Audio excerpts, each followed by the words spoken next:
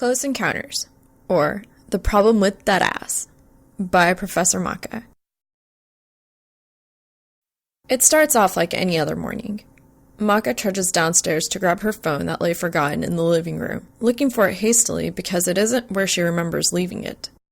Wrinkling her nose, she frowns at the unkempt state of the room, strewn with beer bottles and pizza boxes and video game controllers, and even a bulky comforter on the couch.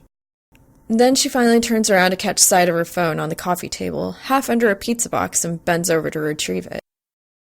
She hears a rustle of covers as she does, and a sleepily muttered, "Holy shit," then whirls around in surprise to find the lumpy comforter had concealed an occupant, one with wild white hair and startling red eyes. He is blinking up at her blearily. "Hi," she says automatically, too flustered for something more coherent because she is in boy shorts and a thin tank top, and the last thing she expects to find this early is a strange boy on her couch. Clearly, her roommates are overdue for another talk about house rules. Hi," he responds, voice rough with sleep. "I'll just be going," she adds hurriedly, before shaking her head and striding back to her room to shower and change, thanking the powers that be that she is the only girl in the apartment and has therefore been gifted the master with an attached bath. Of course, being the only girl in the apartment also means waking up to strange men on her couch. She idly wonders who the odd boy belongs to, Killick or Blake, and thinks the second more likely since she's pretty sure Killick went home for the weekend to visit the twins and won't be back until his Tuesday classes. It hardly matters. Maka has class today and needs to get ready. By the time she finally is, the stranger is gone and forgotten, as she heads off to bask in the wonder of Shakespeare's comedies. 3 hours later, it's time for drawing 220, and today they start working on nudes. Maka has purposefully taken the section taught by her childhood neighbor godmother, the same section that will see her godbrother on the posing platform. She has, unfortunately, seen Blake naked countless times. He has absolutely no body shame, a propensity for streaking, is a proponent of household nudity, and has even accidentally texted her dick pics meant for others, much to her lasting horror and amusement. While it might be a bit awkward to draw him that way, at least she won't sport the permanent flush she'd feared she might while sketching a total stranger. Taking an easel in front, she sets up her artboard, leaving any other supplies she might need for when they're announced. Professor Miranda Nygus Barrett enters the room shortly after, performing her initial lesson on the importance of shape. By the end of the lesson, the instructor confirms that the class will be using the same materials she has. So Maka bends over her bag to retrieve a 2B pencil and sketch pad as Mira begins explaining the goals of their timed sessions before asking the model to enter. Maka pays no mind, her back turned to the whole affair, busy selecting supplies and knowing just what she'll see in any case. As a woman who is practically her second mother directs the model behind her, and Maka is in no hurry to see the parts of him she'll soon be drawing, she finally finishes retrieving her pencil and sketch pad, stifling an eye roll at the sudden eruption of titters around her because she had expected more professionalism. She stands up just when Mira announces, "All right, class, this is Sol. He will be our model for the next 2 weeks of sketching male anatomy." Maka drops her pencil in her shock because Mira said Sol, not Blake, and she should have realized this model is too damn quiet. Letting out a strangled, "What?" She drags her eyes to the posing table and gasps, because there, lying on his side on the table, flushing brightly and with his anatomy noticeably at half-mast, is the mystery couch occupant from this morning. Well, that explains the titters, anyway. Maka goes scarlet herself as Mira asks, "Is there a problem, Miss Albarn?" "But Blake!" She stammers helplessly as she wrenches her eyes away from the interloper. "Ended up with scheduling conflict, so I found a substitute." "Oh," she says, voice small, eyes carefully on the professor who has turned her own eyes back to the class at large and is firing off further instructions Maka has no ears for at the moment because sleepy couch boy, who actually seems sort of weirdly cute, damn it all, is currently in the center of the room with a clearly growing problem. And she has to actually look at him long enough to draw him and, well, she's a big girl. She can do this. Sighing, she walks over to where her pencil has rolled to and picks it up before marching back to her easel and, with a sort of dignified determination, or as dignified as one can be when looking at an aroused, nude stranger, lifts her eyes to scan his displayed body. Oh crap, he really is cute. All tousled, natural holy hell white hair and tan skin and lean, taut muscle and fine features. She keeps her eyes on his face for a moment because she has to see him to draw him, not because he is actually really good looking, no. He has a straight, aristocratic nose and red eyes, deep, sleepy-looking red bedroom eyes that are pointedly on the floor. They snap up at her small intake of breath. He is only a half-dozen feet away. Damn her propensity for positioning herself up front. And she feels her flush deepen impossibly before she spins, digging in her bag for the knot eraser she probably won't need to hide her embarrassment. It's not like she's been caught looking. She has to look. This is stupid! Maka steels herself, wills down the heat on her cheeks, and stands to position herself behind her easel, arranging her materials pointedly. Once she is reasonably composed, she peeks around the easel at her subject, who has his eyes fixed on her easel, but who immediately shifts them to stare off to the side when her head appears.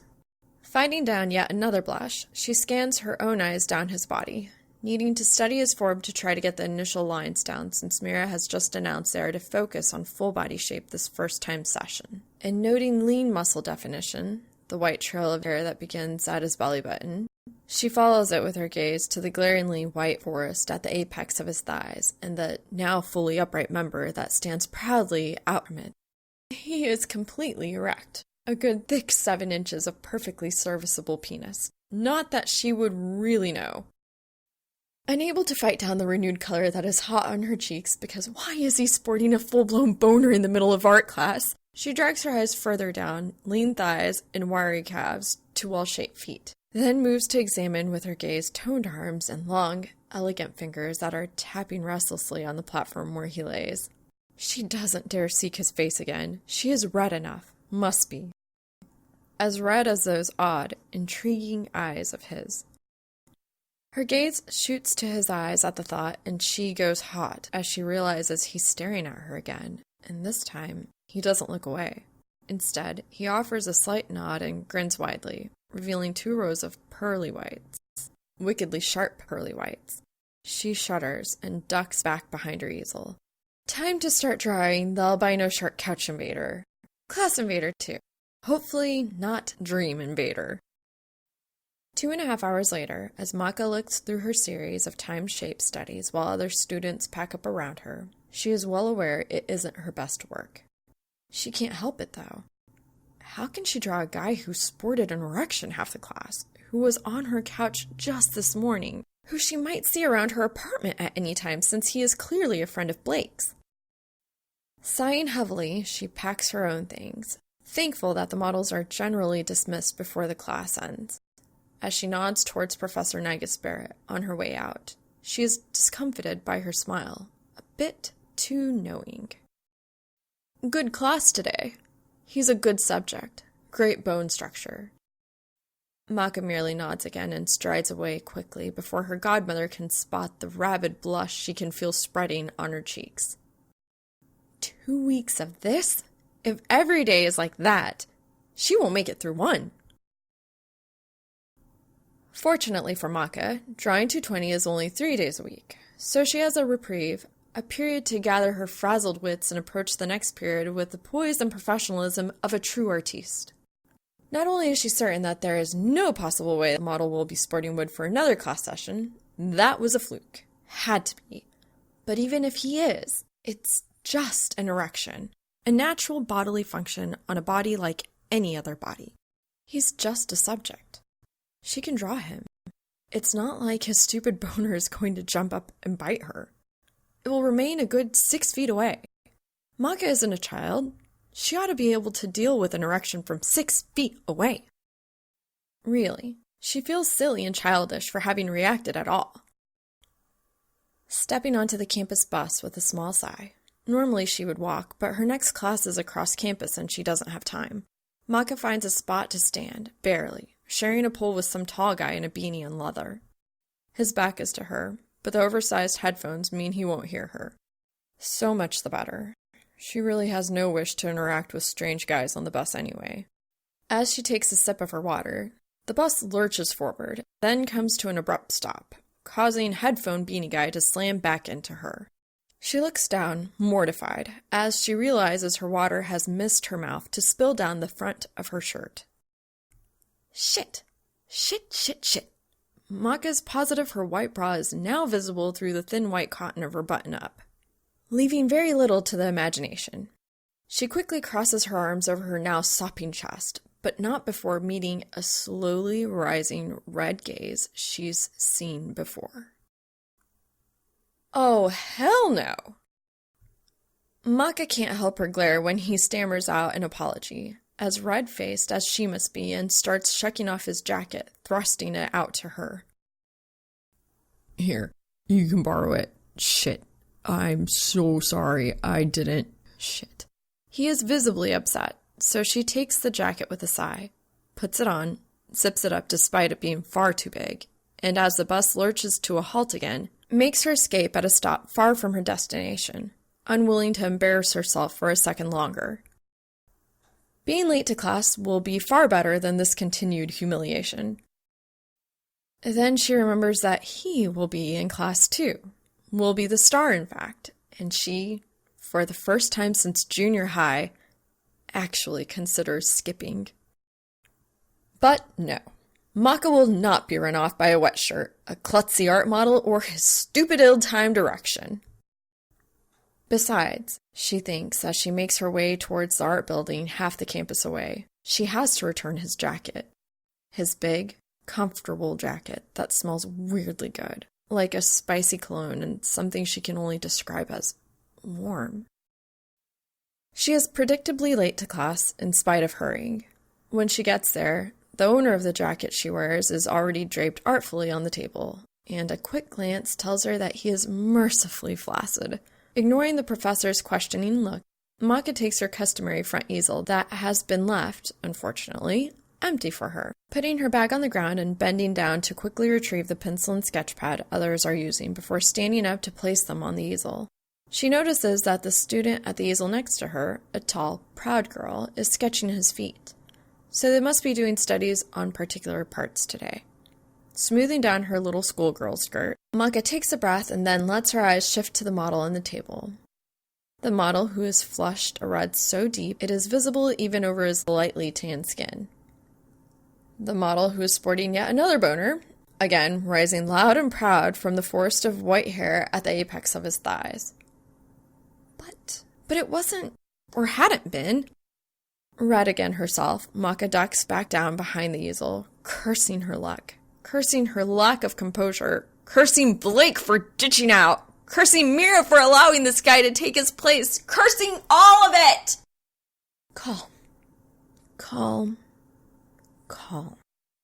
This is stupid. It's just an erection. Just a naked stranger. Who cares if he's weirdly cute and his jacket smells good? Not her. Nope. Firming her resolve, she looks back out past the easel, meeting his gaze boldly, and is satisfied when he's the first to look away, redder than ever. Yet his boner no less obvious for his embarrassment as he keeps his eyes down and she surveys his feet to draw them. When class ends later, he is long gone, and Maka finds she is not sorry to have to hang on to his jacket until next time. Another day gone. Maka sits in her apartment, studying at the kitchen table, when there's a clatter at the front door and Blake comes barreling in his usual bull in a china shop fashion. She hasn't seen him since all this started. He's been crashing elsewhere, probably passed out drunk on the frat party scene. And now that she has her chance, she has a bit of pent-up anger over her current situation. You, she hisses. Why the hell did you ditch out on modeling for Mira? He shrugs, unapologetic, as he walks past her perch to rummage through the fridge, grabbing her orange juice and drinking from the carton. Had other shit to do. I found a replacement, so who gives a fuck? I mean, I know you can't get enough of my godly physique and all, but I figured you've seen it enough, and my man's soul isn't exactly hard on the eyes, am I right? Maka rolls her own eyes at the suggestion, picking up her copy of Pride and Prejudice and throwing it hard, pleased as it hits him square on the forehead. What the fuck, Pigtails? I was just... He begins to bellow. That's my orange juice, asshole, she sings out sweetly, and he grumbles something about stingy roommates as he shoves a week old plate of leftover pizza into the microwave. She would protest, but she's long since discovered that he won't listen anyway, and that his stomach must be made of pure titanium because he will eat 2 week-old shit from the fridge and never so much as get a bad burp. A minute later, Maka has her nose back in her textbook as Blake plops down his steaming plate of ass across from her and begins to chew noisily. Anyway, why do you care? Not like you haven't seen the goods. He finally manages between bites. That was the point, she hisses, lowering her book with a death glare. I've seen your nasty bits, way more than anyone should see anything since you're a freaking exhibitionist. So I took the class you were modeling for on purpose. And then I go, and there's this... I wasn't expecting... Maka begins to sputter, can feel the hot flush, and her fingers itch to hurl her poor abused book again. It's not like you've never seen a naked dude before. An eater. She cuts him off, shrieking her frustration. You just don't get it! He's not just naked, both times he's had... She must be beyond red now. Can anger and mortification range to purple? Maka feels like it must have. Shit, spit it out, Pigtails. He demonstrates his point with the food flying from his mouth. What did Big Bad Soul do? Did Eater look at you funny? He frowns thoughtfully, the change sudden and strange. Shit, did he try something? No! She's seen that look, and it bodes only disaster.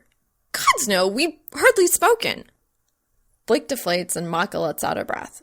She might be beyond uncomfortable with class, but the poor model hasn't done anything to warrant being torn limb from limb by her well-meaning, impulsive godbrother. Then what the fuck, Maka? What's got your panties all in a twist? Or maybe... He leers suddenly. Oh man, has he actually got your panties in a twist? Do you want to hop on? Oh, Blake, no! Just no! Stop! She waves her book threateningly, and he holds up his hands in placating move. She feels too hot. Why had she brought this up again? It's just, he always has... both times Ugh. Her roommate is staring expectantly, so she finally blurts out, He's always got a boner! The reaction is instantaneous. Blake laughs so hard he tumbles out of his chair, bringing it with him as he rolls around on the floor. The rolling and wheezing and bellowing continue for several minutes, so Maka tries to refocus on her book. When Blake gets like this, there really is no talking to him. Finally, tear tracks down his cheeks. He pulls himself up, rights his chair, and sits, chin in hand, almost contemplative. It really isn't that funny, she says from behind the book. It is if you know Soul, Blake counters, and she can hear the waver in his voice, the struggle not to fly off his chair in a second fit. Maka peeks over her book, eyebrows reaching for her hairline.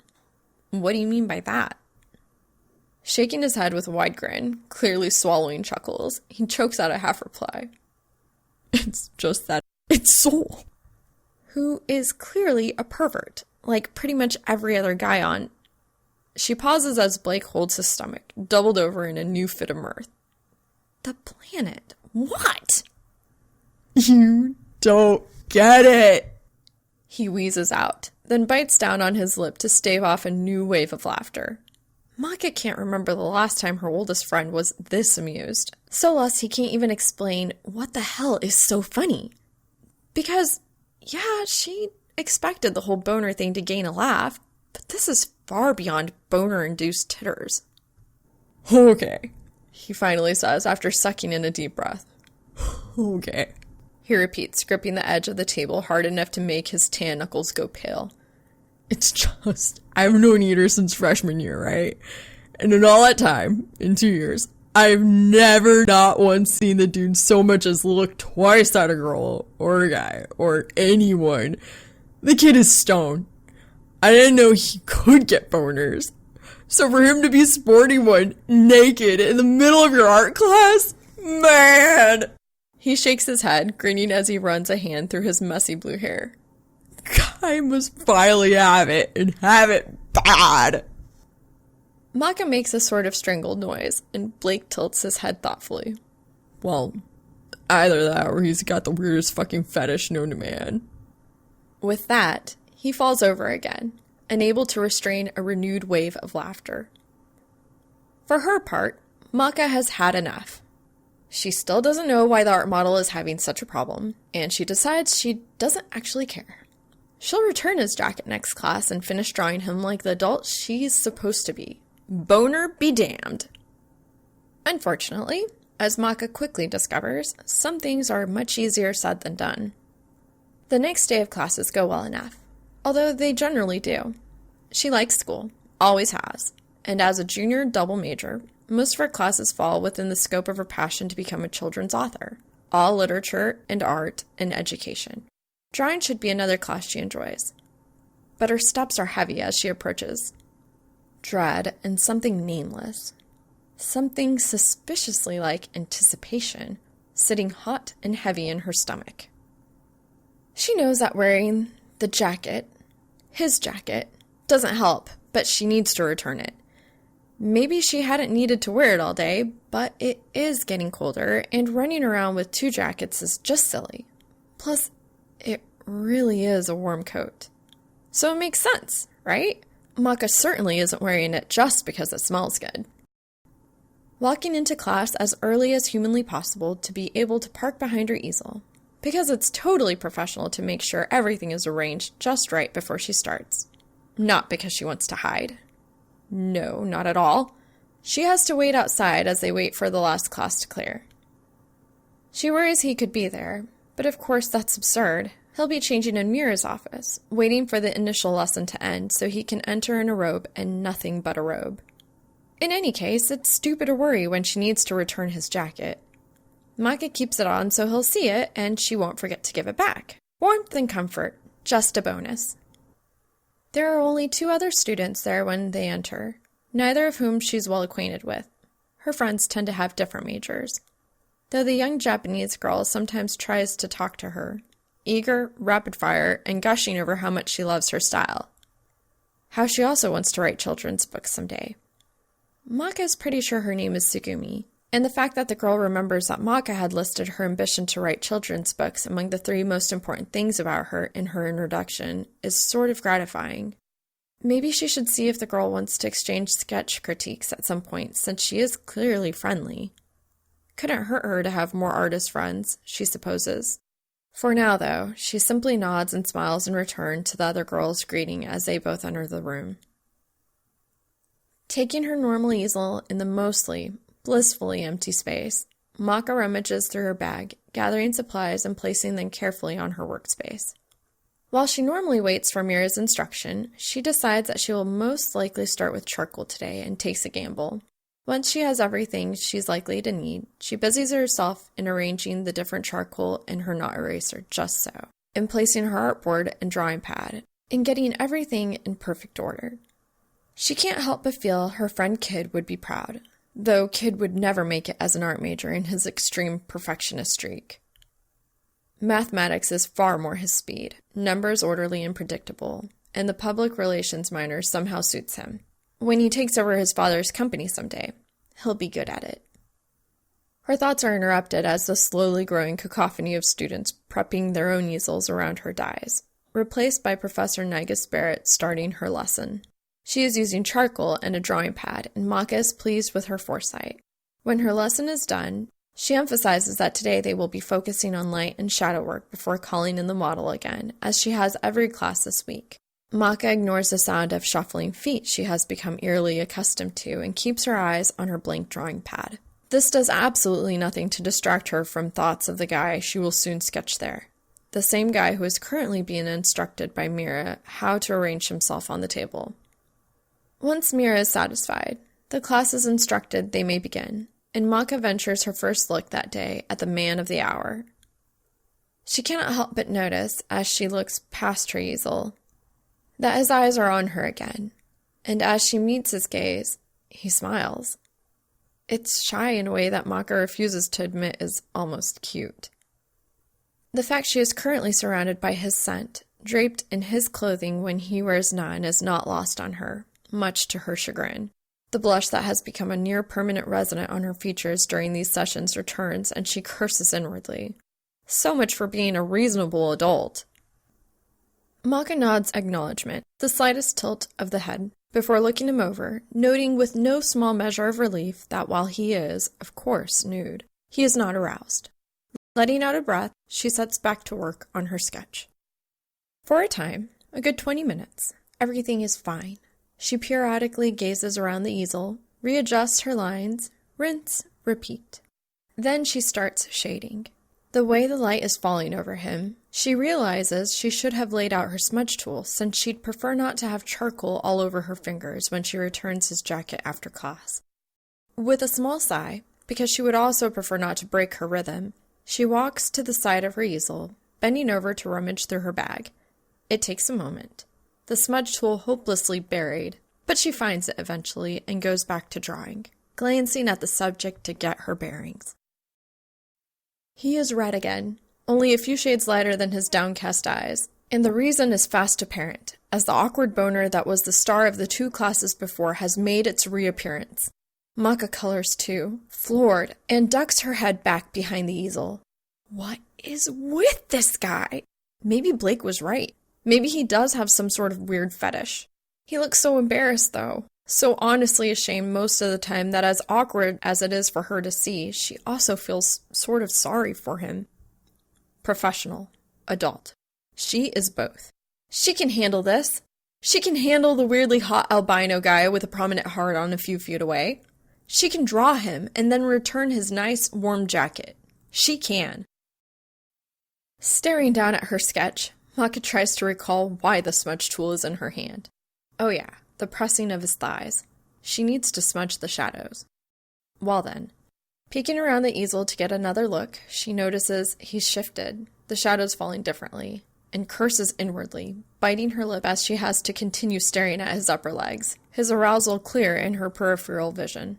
At least she doesn't need to look anywhere near his face, though the idea he might mistake her gaze for resting on the one place she would avoid even more than his eyes has her blushing anew, her eyes darting that way of their own volition, where she finds him looking at her, his face impassive, if still tinged scarlet. Ducking back quickly, taking in a deep breath, she steadies herself. This is stupid. Maka will be the grown woman she is. She will not be afraid of the hot albino shark and his propensity for perpetually awkward boners. Moving back, she meets his eyes boldly for the barest second, ignoring the heat of her face, then rakes her gaze back down his body to rest once again on the shadowed area she is sketching, taking it in before returning to her drawing. The hours pass as she gets lost in her sketch, in the play of shadow and light, and soon it is time for dismissal. Maka packs her things quickly, hoping to catch the model and return the jacket she has been wearing, but he is long gone. Not quite sorry to avoid such an awkward exchange, she snuggles into the warmth of her jacket as she makes her way back home.